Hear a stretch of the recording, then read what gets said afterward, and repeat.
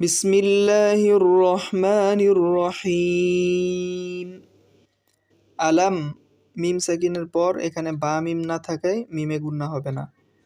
আলাম নাশরাহ লাকা, সদে দাল সাকিন কলকলা হবে। সদে রক, ওয়াকফের কারণে জবরটা বাতিল হবে। সদে রক, আলাম নাশরাহ লাকা সদরক। ওয়া ضعنا, নুন সাকিনের পর কাফ থাকে এখানে গুন্না হবে। আনকা উইজরক, এখানে ওয়াকফের কারণে জবরটা বাতিল হবে। ওয়াওয়াদনা আনকা উইজরক, এখানে জবর ধরে পড়ব। আল্লাযী, তিন আলিফ টান দিলাম। নুন সাকিনের পর কফ মোটা হরফ এবং গুন্না আসের হরফ, সুতরাং গুন্নাটা মোটা করে করব। আও কদ, দুইটা হরফই মোটা। আও কদ যহরক, এখানে পাশাপাশি তিনটা মোটা হরফ। আও কদ যহরক, ওয়াকফের কারণে এই জবরটা বাতিল হবে। আল্লাযী আনকাদ যহরক।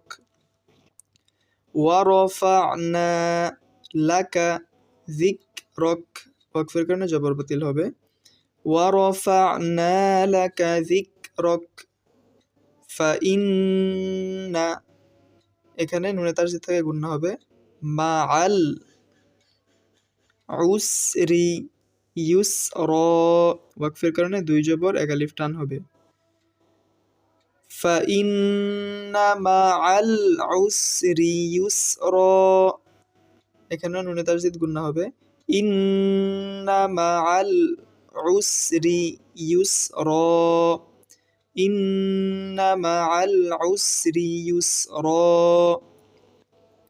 ফাইযা ফারাগতা ফানসব, এখানে নুন সাকিনের পর সদ থাকায় গুন্না হয়েছে মোটাভাবে এবং বা সাকিন কলকলা।